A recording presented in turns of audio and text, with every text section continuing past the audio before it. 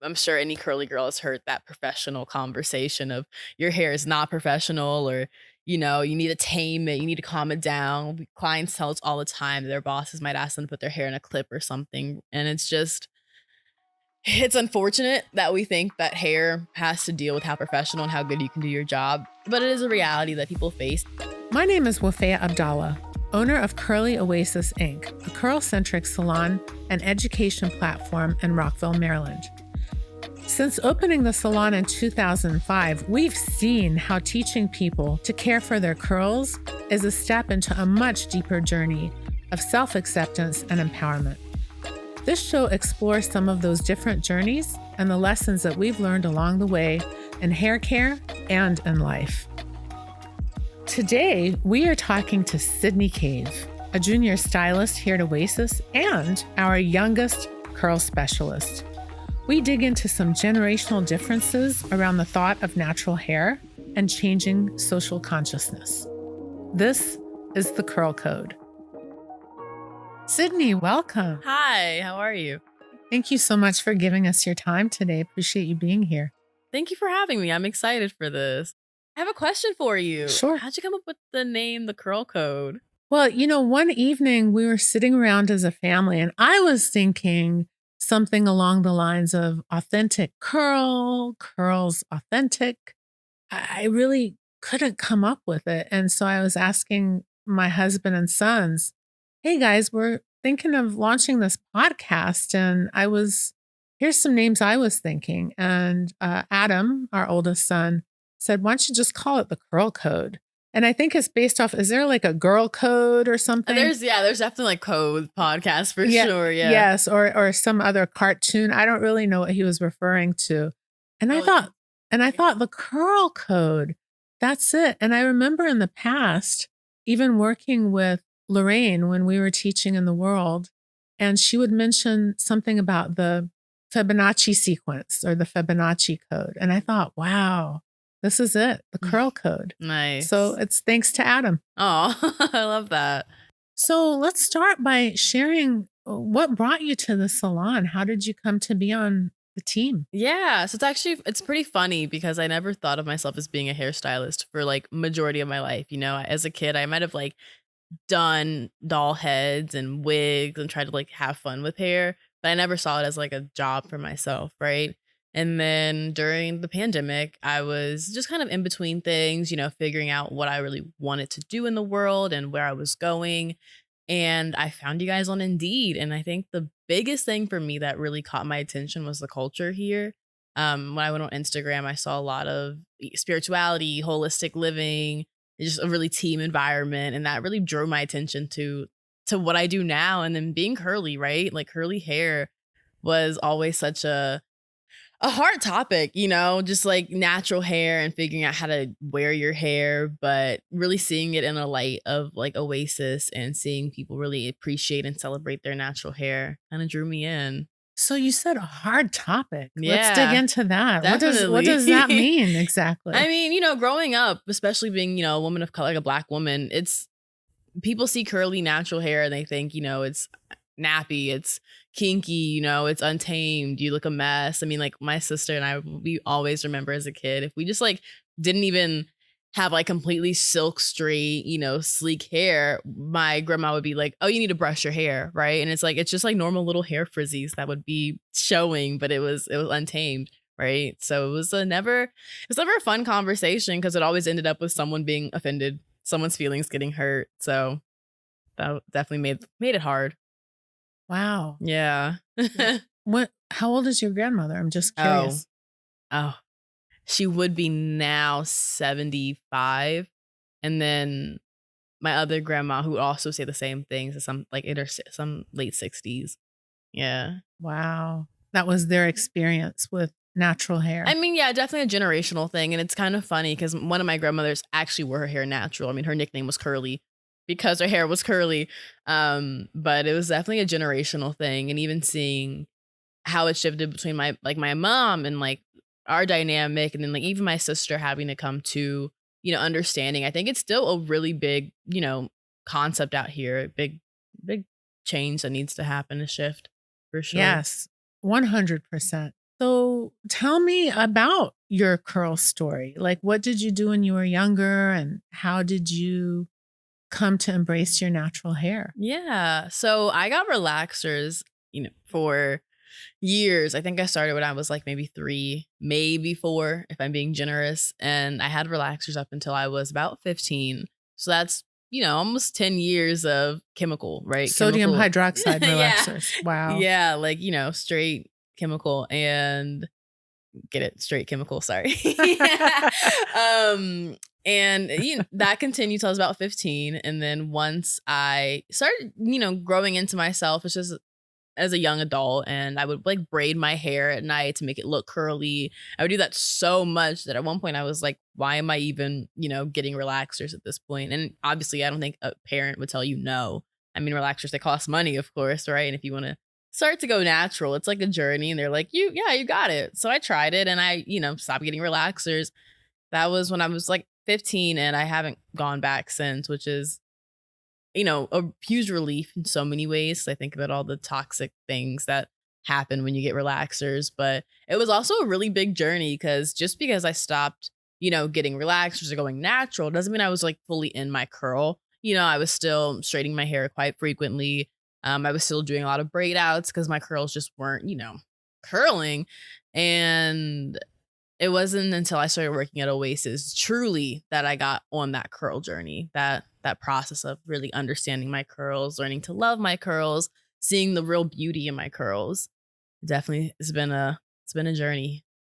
Are you aware of the lawsuit with relaxers that's currently I don't think I happening? am. Yeah, so it's completely toxic. In Yeah. fact, Yeah. 97% toxic. And so now there's a lawsuit because there's an awareness that it causes cancer.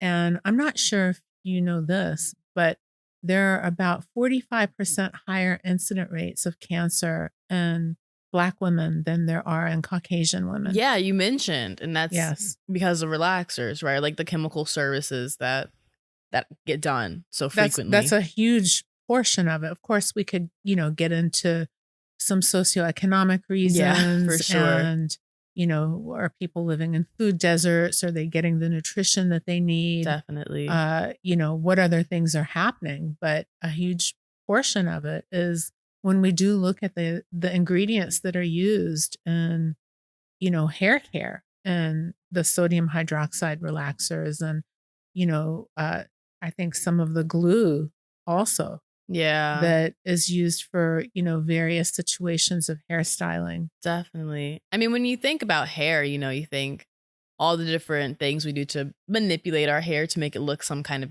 different, type, texture, color, whatever the case may be.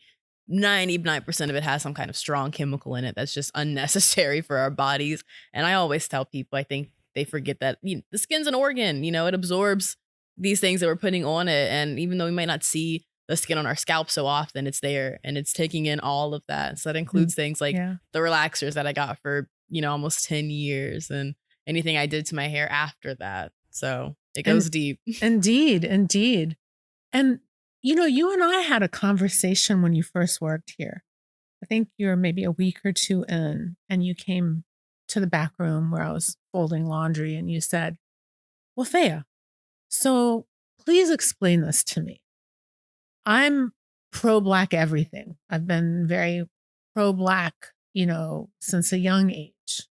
And here we are, saying that, braiding or can you said it best. Do you mind repeating sort of what you said at that moment? Yeah. I think at the time I was just a little, confused as to what the message that we've been taught, really was, right? What have we been learning about our hair up until this point? The things that we thought were so good for our hair. I mean, I know the oil conversation alone was a really big conversation to have with me.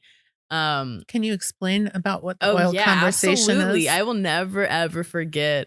Um, I was standing in the retail area and someone who was working here was having a conversation with me. And I don't know if I asked a question or if they, insinuated a question, but I was told not to use heavy oils in my hair. They were like, "Oh yeah, like oil, like olive oil, coconut oil, don't use it. It's not good for you." And I was like, I'm sorry, what? And especially who I was hearing it from, right? I wasn't hearing it from another person of color. So I think for Mm, me, that was almost like a huge, in that brick wall kind of step back. I'm like, I don't think you know what you're talking about. Like for your hair, yeah, don't use oil. For my hair, it's different. mm. But she really broke it down to me and she was like, imagine, your hair is a plant. If your plant is looking for water to be hydrated, why would you put something like oil to hydrate your plant then? And it processed to that moment that heavy oils weren't going to be what I needed for hydration, right? They weren't going to be what was going to long term even help my hair, and now I'm learning more about the science and figuring that out. I just learned that the oil molecule is too big to penetrate through my hair, but it was a huge like cultural thing because growing up we are so taught to oil our scalp, right? Like I would at one point oil my scalp every night, right? It was like a routine thing. And I never really liked the way it felt in my hair, but it was just, what I was taught to do, so I did it. And kind of unlearning some of those things. I mean, even with like, protective styles, and I'm going to quote unquote protective styles because they aren't as protective as we think they are. Now knowing that it makes sense. But when you first, step into this industry and into this like whole curly world, you get a little taken aback. You're like, oh my goodness, these people like, what is going on? Right. But it's really about understanding where it comes from, but then also understanding how it's not really serving in the long run. Some powerful stuff. And so, protective styles, my question was always, what are you protecting it from? It's like you're protecting your own hair, if I'm to understand correctly, Yeah. right? Like, Yeah. one option is to protect your own hair by covering it with other hair. And now the scalp can't breathe. The hair is manipulated tightly in some sort of way in order to attach hair, Right. or even putting pressure on it in an area at the root in order to adhere this other hair that's protecting your own Right. hair. And after thinking about it, I thought, what's protective about that? If Mhm. anything, it's the opposite. I mean, I think one thing that's really important to differentiate between the two is like a hairstyle and a protective hairstyle, right? It's a hairstyle. Love it or not, like, it's a hairstyle, it's Mm, cute, whatever the case may be. But you're right, it's not protective because everyone knows when you first get your hair braided, it hurts. Your scalp's physically in pain because it's being pulled so tightly, from the braiders trying to, make the style last or maintain itself. And it's not comfortable. So like in that sense, your hair is already not in a state of protection because it's literally like red, it's sore, it's in pain. Not to say that like you can't do it, right? But I think it's very much important to know the awareness behind it and to just call it what it is. It's not protective, it's a hairstyle, right? exactly. And so I think that's a huge thing that never really gets differentiated because I don't think people really break it down. They think, oh, my hair is not being exposed to the elements, it's protected, right? But while your hair is not being exposed, it is being still like manipulated with on your own head, Mhm. So I think that's a really important thing to kind of think about when you think of those hairstyles. What elements would you trying to be protecting your hair from? I mean, I wish I wish I had a real answer for you, I remember getting braids myself as a kid, and then I didn't braid my hair for majority of my life. And it actually wasn't until right before I started working here that my hair was braided again. So I really can't tell you what we're protecting it from. I know like as a kid, my mom did it because she didn't really know how to take care of my hair. So it was so much easier for her to just like braid it and be like done with it. It almost gets like put away in like a little box, right? But then as an adult, I even hear people go on like vacations and they're taking trips. They're like, oh, I want to braid my hair so it's out of my way. Like, it's not going to get bothered. And I think it is a bit of not understanding fully how to take care of your natural texture. If you don't know, how would you know? And braids does seem like the easiest out to just kind of, like I said, kind of lock your hair in a box and just put it somewhere. Mm. And you were talking about oiling your scalp. Tell me what's behind that? I don't know. I mean, I have no idea. I just know as a kid, I would take like olive oil. Typically it'd be olive oil, and we would just like, especially when your hair was in braids. Now I do think part of, and I can't be quoted on this, but I do think part of the reason is because when you braid your hair, it's so like sore and it's so sensitive. The cold oil just feels really, really good on your scalp because Mm, it's just so like it's tight, right? But I mean, when your scalp gets dry, I guess people just assume dry, like oil can fix your dry scalp. mm, And when you break down the science of it, you start to understand that your scalp is like everywhere else in your body. It is, skin, it's an organ. It needs water for hydration. Basic science, oil and water just don't mix. So if I'm putting oil on my scalp, I'm not allowing water to penetrate. But that's like way further than what we've ever been taught. We're just taught oil your scalp, it's going to hydrate it. And it kind of stopped there. And I mean, I definitely can understand how people think that you're getting some kind of hydration because oil, it's thick. It lays right on top and then you feel it there and it feels like not silky, but it feels like something's there. You're like, oh, maybe it's working, right? But when you think about the science and you really break it down, you just understand that it's not really helping you. And not to mention that our skin has sebaceous glands, which are oil glands. Mm-hmm. So it is producing its own oil. Exactly. So if the oil molecules are too big and they kind of lodge into the hair follicle, and now it's almost stifling the sebaceous gland from producing that oil. Yeah. Yes. Oftentimes people think that, the flaky scalp means dry skin, and it could mean buildup from synthetics and plastics and hair care. Yeah. And so, there's a real disconnect. By the way, the African American community is not the only people oiling. I was going to ask. I'm like, I know you're Egyptian, right? Oh, do my you guys gosh. oil your scalp? Oh, yes. Yeah. We grew up. Oil is the answer. I mean, even today, it's not cold oil, though. We heat it up. Okay. And even if you have any aches and pains, they warm up some olive oil and rub it in your like aches a massage and pains. oil. Yes. So that feels good. But for sure, I mean, I remember growing up and having oily hair. And then I had oily skin. So I had oily pimples. Yeah. It is very much part of people's culture, right? Like I see it on TikTok. I'm not so familiar, but like of, Indian women putting the oil in their hair and then like brush it through. I think they do that once a week, maybe. And it is a very like heavily cultural or culturalized thing that we do, right? I just think that it's important to know the awareness around it. I can't tell you how to go about, what you do in your culture, even how you take care of your own hair. I can only try to inform you as to how beneficial it might be and then kind of let you go from there. Absolutely. That's it. We're educating and, people can make their own decisions, but come from a place of knowledge. Yeah. And oil certainly has its place. I was listening to a podcast with Dr. Andrew Weil, who's an integrative doctor, and he was talking about how oils aren't always processed the same. So, of course, if you're using, high heat, you're going to break down some really healthy properties in the oils and the plant or the olives or the whatever. And so you're really taking the healthy properties out. Exactly. Versus like a slower cold press. Yeah. Exactly. And then he also mentioned a word that I hadn't really been aware of called agritoxic. What's that? So agriculture and the toxicity on how they are,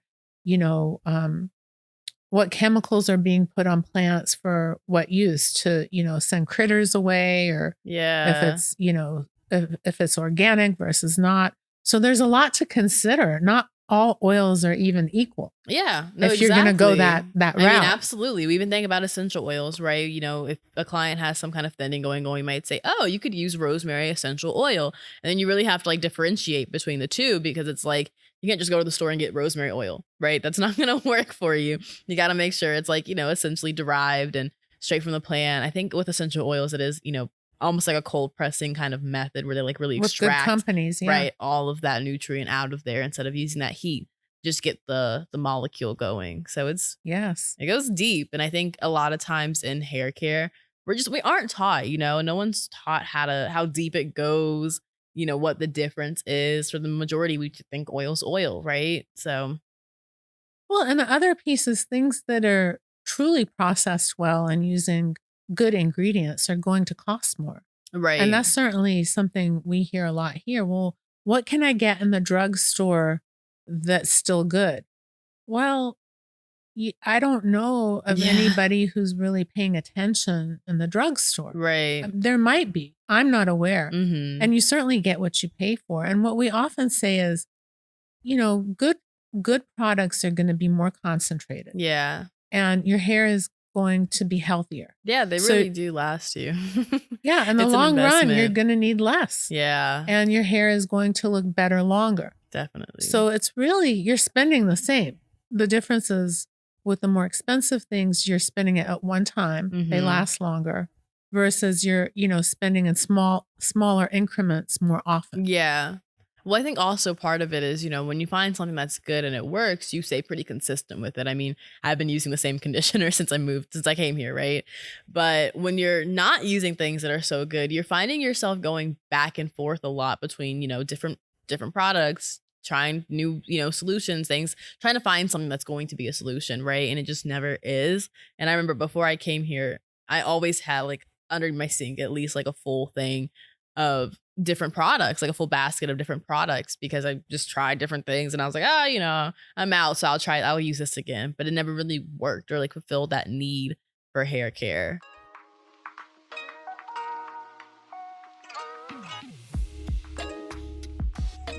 So I'd love to hear the conversation that goes on in your family and friends with your mom and sister and cousin and the grandmother that you mentioned earlier.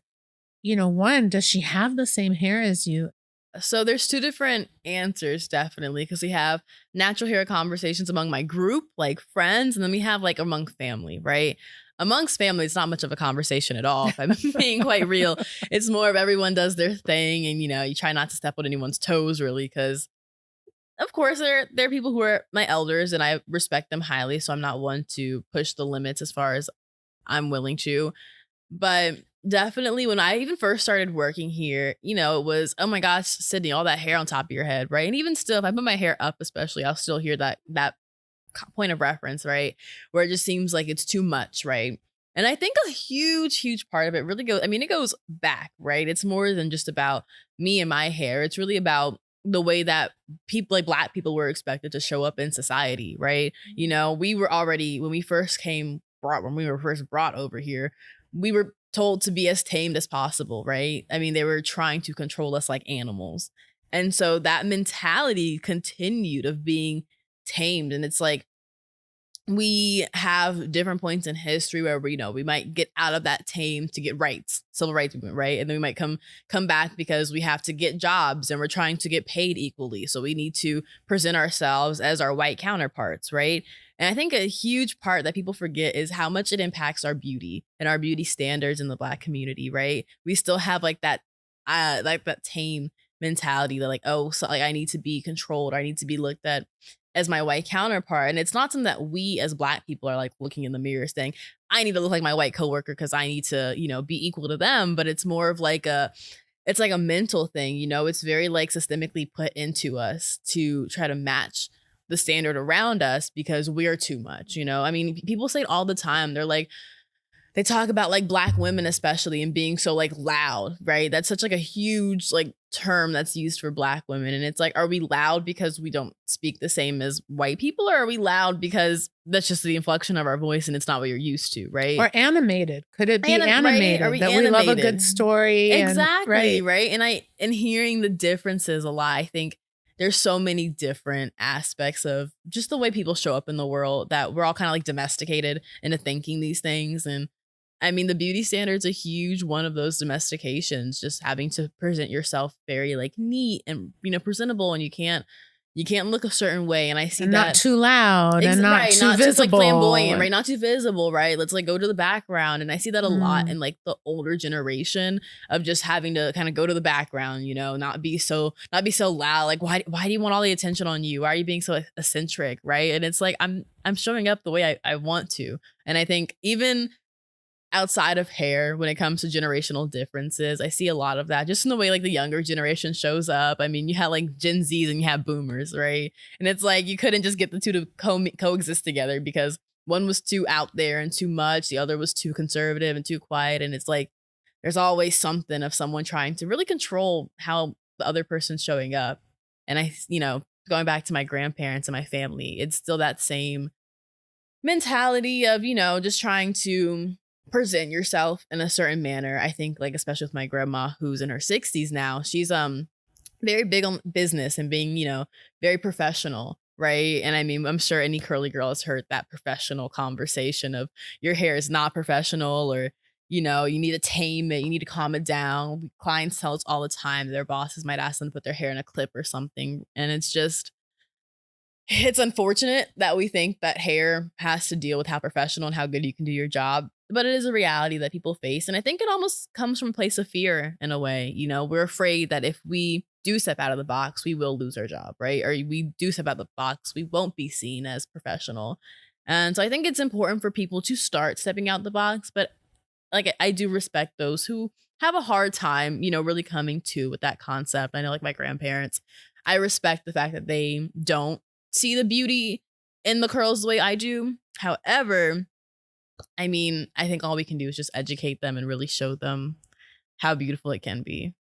And so much has transpired since, when they were in the workforce or when Yeah, they were younger. I mean, pronouns have changed. exactly. You know, uh, Definitely curls are more accepted. Everyone's tatted up. Yeah, right, exactly. I mean, there's so many aspects about the way you can show up in a workplace and still be looked at as professional that have changed. And I think it's in general a hard conversation to be had, but why not start with hair? And we just learned something today, didn't we, with a client that we had Yeah, who's in the military, works in the right. Pentagon. Exactly. Having to like pull your hair back, and it's still that same like mentality of, it needs to be slick and straight and it needs to be, you know, put in place. Like And she said it's it doesn't have to be tight on your hair as much. Like mhm. it can be It can be a a, little loose. a quarter inch off your head. And she Yeah. mentioned something about locks. Did she say Yeah, something? right. So like now I guess I don't know if it's just the military or the army, but I would assume it's the military in general that you can have locks. Like, you're allowed to have locks now, which I find fascinating because I told her I was like, it's interesting. Like I'm so appreciative that they were like, accepting more of that diversity in there. I mean, any step's a big step. But Mhm. it's interesting that you can have your locks and have to wear it slicked back, but locks don't lay like flat on your head, They Yeah, there's a they bit of a disconnect right. there. So it's like it's interesting that you can have your locks but not have your natural hair just not to like tightly pulled back to your head, right? But I mean, like I said, any step's a big step. So I'm always grateful to see some change. And so with your peer group, what's the conversation? You said it's two different things. Yeah. And I would say with peers, I mean, we're all looking to, really express ourselves in the best way that we can. And I think part of that journey of just figuring out who you are in the world, I mean, your gender identity, your sexual orientation, where you stand as far as what you want to do in life. I mean, your career choice, right? There's so many parts of figuring out yourself that are just so much more open now. Back in 10 years ago, if you didn't go to college, you were looked at as like a bum, right? But now it's like you have the option to not go to college. Like it's okay to not go to college. I think it should be encouraged for people to figure out their career paths that way, or your sexual orientation. It's okay to be queer. It's beautiful to be queer, right? Or, your gender identity. We have so many different, like there's such a big gender spectrum that we have. And I think as my generation is starting to really come to light of just being a little bit different, stuff like curly hair is almost the norm. We're not looking to be so tamed. We're young, we're looking to have fun, but also we're willing to be ourselves and to show up how we think is most authentic as opposed to how others want us to seem authentic.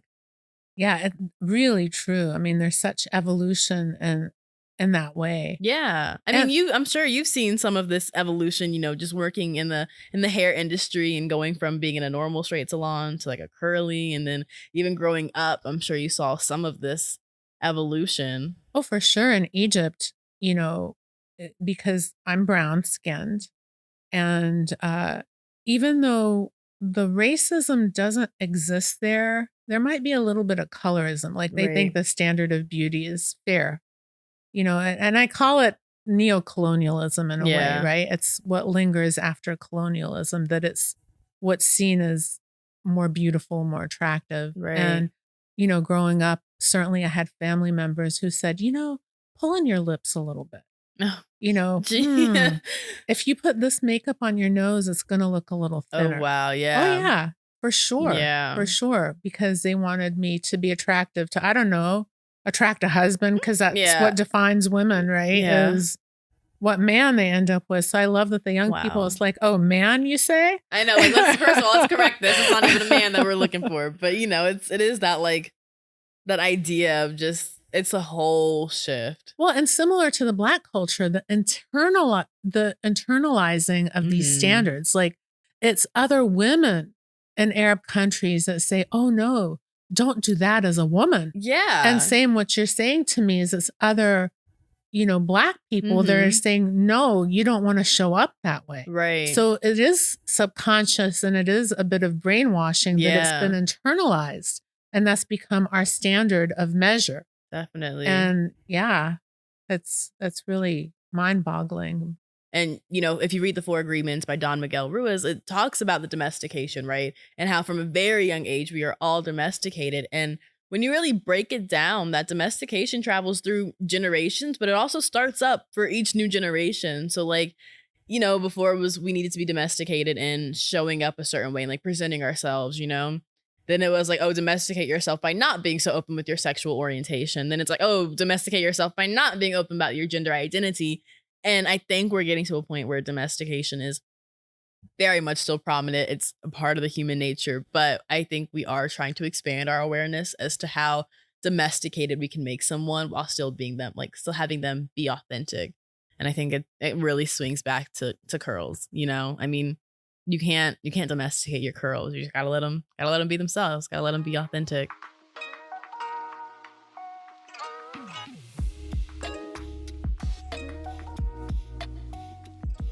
As you're working on a team in a curly hair salon and you're meeting young people who are just starting to discover how gorgeous their hair Yeah. is, what is something that you wish more people would know or accept in your day-to-day? I wish more people knew how beautiful their natural hair can fully be. I think it is a journey. I know it's a journey. And it's important to remember that throughout that journey, you grow so much in your self love and finding yourself and feeling authentic in how you show up. And if you don't know how to take care of your natural hair, you'll never know how beautiful it can really be. When you started working here, when we did your hair, there were some. It was like the top, I don't know, 3 or 4 inches that were closest to your scalp were Hmm. your natural hair, and then there Yeah. was a whole middle section that was stretched out and no Hmm. elasticity, and the ends were just trying their Yeah. best. And now to see I your know it's crown is crazy. magnificent. It's just stunning. Yeah. Tell me your personal journey and how do you feel now that your hair is showing itself? It's great, right? So I'll tell anyone the beginning of the journey was not easy because I mean, you see these straight ends and you're like, you are your worst critic. So you're looking at your hair like, oh my goodness, it looks crazy. Like, why? Like, I just want these straight pieces gone, but I don't want to get rid of my length. And it's like this internal battle going back and forth. But throughout the journey, I really did learn how to one, take care of my hair through each step of the process. I learned how to love my hair as it shows up. And once my curls showed themselves, I had never felt more confident in my hair and my abilities to just wear my hair as it is. I remember waking up as a kid and having like 30 extra minutes just to straighten or curl my hair because otherwise I feel like it looked a mess, right? I wake up 90% of the time and I just shake it. And I'm like, oh, good to go. And people love it, right? I never don't hear compliments about my hair. It's always, I love your curls. Like, I love your hair. And it's never ending. And as much as I appreciate the compliments, they are warming. It's really about how I feel about my hair. And I love it. I love the way that I get to show up every day in my crown chakra. And do you feel that when you're on vacation that it's a chore? Actually, I mean, I wash my hair once a week. Every time I tell people that, they're like, "What?" I'm like, "Yeah, I wash my hair once a week and I really don't touch it." And I mean, really, it's so easy. I shampoo, I condition, pretty standard. I leave in my conditioner, of course. And then I take my time. I'm patient with my hair. I like to sit down and style my hair. I almost find it to be a ritual for me. It's like I wash my hair on Tuesdays, but if you wash your hair on like a Sunday, it's like a Sunday ritual. You get to sit down with yourself and really pay attention. I have tight curls and each individual curl needs love, right? And I get to show each individual curl the love it deserves once a week. And then throughout the week, I'm like, hey guys, I'm like, what's up? Let me just shake you out. Or like wake up a little bit. I love the positive talk to your curls. Definitely. I love seeing, when I'm going through my hair and I'm like fingers going through. I'm, defining my curls. I just love seeing the magic of them, right? You go through and you see just these beautiful spirals, and they just sit so lovely. And I'm like, ah, there you are. You look awesome. So if I'm on vacation for 2 weeks, I only have to wash it probably one other time during vacation because I just wash it before I leave. And it lasts, it's not a problem. If I need to, I'll put a headband on and just have it out of my Yeah, face. right? We learned how to put it up Yeah, curly up in really cute and fun right. ways. It doesn't have to be boring. It can be Yeah. fun. Yes. I love it.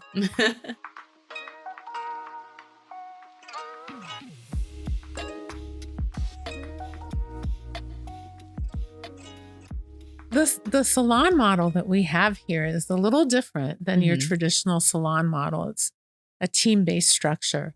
How does it feel to be on a team, on this Yeah. team and in the salon? I mean, it's great, right? So this is my first hair salon, but I think a huge reason as to why I never saw myself in the like beauty industry is because of that competitive nature, right? That constant commission booth rental, having to, fight for your own clients and going out there and just almost like scouting for people to come see you. And I get for some people that works. And I'm so happy that people have figured out a way for that to work for them. But me being new, it's a little intimidating, right? And coming in and being on a team and feeling so welcomed and supported regardless of what I do. And when you're new in the industry, you're going to make mistakes, right? You're gonna have hiccups. It happens, but I always feel supported regardless of what happens. And the constant education and learning with one another, it's been great. I don't think I would be in a salon setting with definitely without team base. Yes, it's so much of, again, we were talking about the world gone by versus the world to come. Mhm. And it was really, in my opinion, a scarcity mindset Right. of, there's not enough. So I better keep everything for me. Yeah. And the way things are going, certainly post pandemic and this renaissance that we're living through, is so different from that. Definitely. You've seen the transition too. I mean, before you really owned the salon, it was, I'm sure, I don't know if it was commission or booth Yeah. rental. Yeah, commission. Kind of hodgepodge of Yeah, whatever worked. and you've seen the transition of that to team base and seeing the flow of everything. And it's really an old concept that Africa was Yeah. built on, this whole Hmm. concept of Ubuntu, that, we rise when we all rise. Right. And do you wanna throw an African proverb in now? I don't know. I don't know if this is an African It proverb, but is. if you want to go far, If you wanna go if fast. you want to go fast, go alone. If you want to go far, go together. And that Yes. resonated at the strategies conference. It's so true that, when you think of any person in history that was leader of a significant movement, if they didn't have people that were pushing that agenda and Yeah. that philosophy, it wouldn't have gone No, anywhere. you need a team. You need support. I mean, who wants to do it all by themselves, right? Even if I'm big introvert here and I still don't want to do it all by myself. It's great to come in and have a team. We can all laugh and joke. I love when we're all having like group conversations in the salon, different people in different chairs are like mingling, interacting with one another. Something about like a sense of community that it brings into the salon space that we even hear from clients. They mention it all the time. Yeah, there was something going on Saturday where, Moni was working with a young lady to do her own hair, Yeah, and exactly. there was a client in Audie's chair that was tearing That up. was touched by it, right, and it's like that those interactions that happen on a daily basis really make this job exciting, it adds more of a sense of passion to it. What's one of your favorite things to do here? Yeah, so, I mean, I'll tell anyone, I probably would not be in the hair industry if it wasn't for curly hair, and figuring out, the science behind people's hair, figuring each individual almost like concoction, right? You're like a little, like, sorceress back here doing hair, and it's so exciting to see people on a day-to-day basis just feel so confident and so beautiful in themselves. If anyone asks me, what makes this job amazing, it's the having the space to be creative and to allow that creativity to not only make people feel good about themselves, but to make them just feel beautiful and confident and taken care of and love in their natural space, making people feel authentic in themselves. You can show up however you show up here at Oasis, and we love you regardless. So, let me ask this, if you could say anything to your grandmother or your grandmother's generation about natural hair, What's the message that you would have? I would tell their generation to give it a chance. I think it's too long been kind of put in the shadows, don't talk about it, don't think about it, do something to make it look different. Give it a chance. It's never too late. We have clients come in all the time who are like, I feel like I've waited so long. And I'm like, no, anytime you start's a great time. Give it a try. And I can't even tell you, like, see if you'll like it. You'll like it. It's how your hair grows out of your head. It's physically shaped to fit your face, to fit your body, to fit your personality. It's it's a code. It's literally a curl code. Sydney, thank you so much for giving us your time Oh, today. thank you so much for having me. I feel like we could go on and on. You have so much wisdom and beautiful things to share. Really Thank appreciate you. it. Thank you. Thank you so much. The Curl Code is brought to you from the Oasis Curl Salon in Rockville, Maryland, hosted by the one and only Wafea Abdallah. This episode was produced and recorded by me, Hannah Gaber, and edited by Tatiana Zamis. If you like the show, please leave us a 5-star rating, and if you've got some nice things to say, go ahead and leave us a review. But most importantly, please share the show with anyone you think would enjoy it. Word of mouth really is the best way to help people find us. Learn more about Curly Oasis at www.curlyoasis.com and continue your curl education journey by finding them on Instagram and YouTube. The Curl Code is a Say More production.